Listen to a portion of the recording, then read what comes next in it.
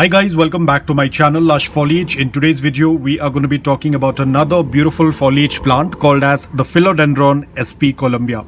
Now this is an extremely beautiful plant. I had recently purchased it probably in the month of March when it was very dry and very hot. That is when I had purchased this plant, and it was a very tiny plant. I thought probably it might not make it because the leaves and the growth was very slow, and you can also see these leaves had happened to get damaged inside the caterpillar. No, they are not damaged by any bugs or caterpillars, but it was due to them getting stuck inside the caterpillar.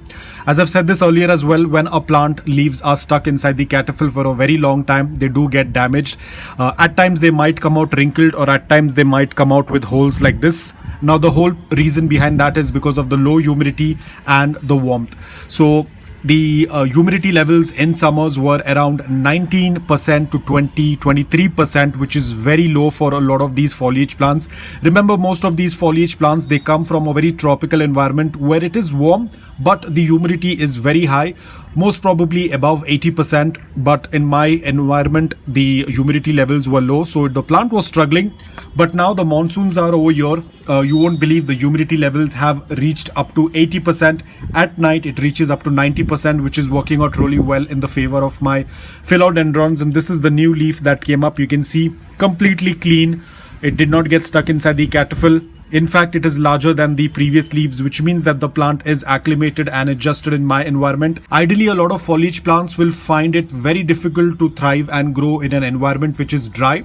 And to top it up, if it is hot, then it is even more bad for the plant. So a lot of people who are from a very dry and hot environment, that is the reason why you struggle so much with foliage plants. And it is nothing to do with your care. Probably you're giving the best care as possible, but the environment is not supporting, and that's why your plant starts to have issues. A lot of times the plant might even die. Now this plant is quite easy to grow, provided you give the basic care, which we are going to be talking in this video, starting off with soil mix. I'm using the soil mix, which is a mix of coco peat, garden soil, sand and perlite. They prefer a very loose, airy, well-draining soil mix. They do not like the soil to be soggy wet, but should have an even moisture in the soil. People also tend to grow it in soilless media as well. It tends to work out really well because these plants are from an environment that is very humid, very moist, but not soggy wet. They basically grow on the forest floor, so you need to kind of replicate the same kind of environment. So the soil mix that I have given is coco peat. It retains slight amount of moisture. The garden soil is going to give the basic nutrients. Sand is going to make the soil mix well draining, and perlite is going to make the soil mix airy. So this combination tends to work out really well for philodendrons. Apart from that, do not keep your philodendrons underwatered excessively. They will get damaged. They will start getting the brown tips if they are not getting enough water. Apart from that, try to give either old water or drinking water. I do not use tap water for my philodendrons, especially for my flowering plants. I tend to give tap water, but when I'm working with philodendrons, especially the rare ones, I try to give the best care as possible. At times I might use drinking water if the old water is not available, and during the monsoon season, as usual, I collect rainwater and give it to them. That is one of the best form of water you can give to your philodendrons. So whenever you see around 1 to 2 inches of the upper layer of soil is dry, go ahead and do a complete watering until the water starts passing through the drain hole. Do not keep them underwatered for a very long time. Talking about light, that is another important thing. Do not keep them exposed to direct sunlight, especially afternoon direct sunlight.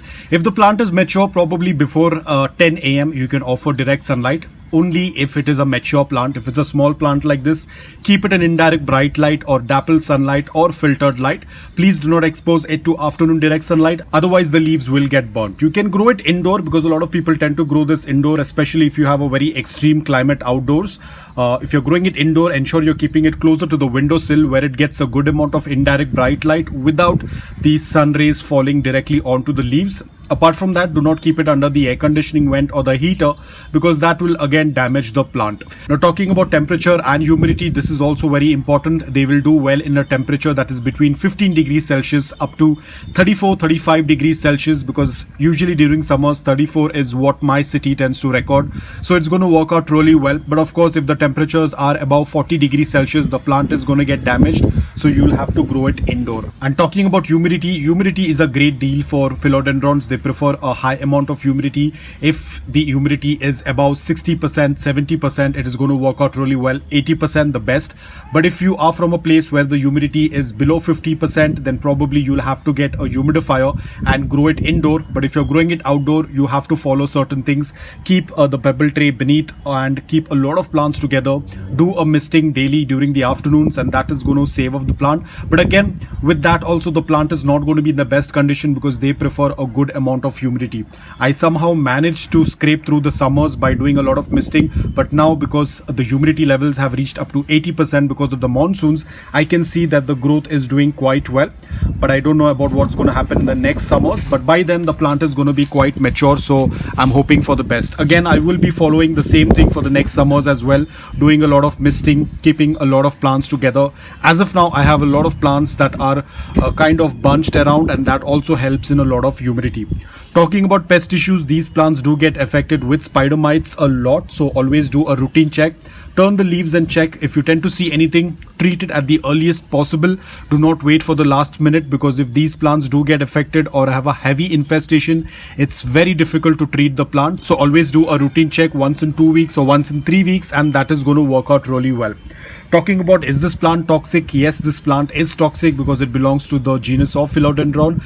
If the leaves are ingested, it can be quite toxic. So ensure you're keeping this plant away from the reach of small children and pets, and keep it at a safe distance. Propagation is pretty much the same what I tend to do in all of my philodendrons. I'll put the link in the description below. You can check it out, because right now this plant is very young. They do not have nodes, but as and when the plant will start to grow, it will get evident nodes, and then you can just cut it a few centimeters beneath the node, and that's how you can propagate them.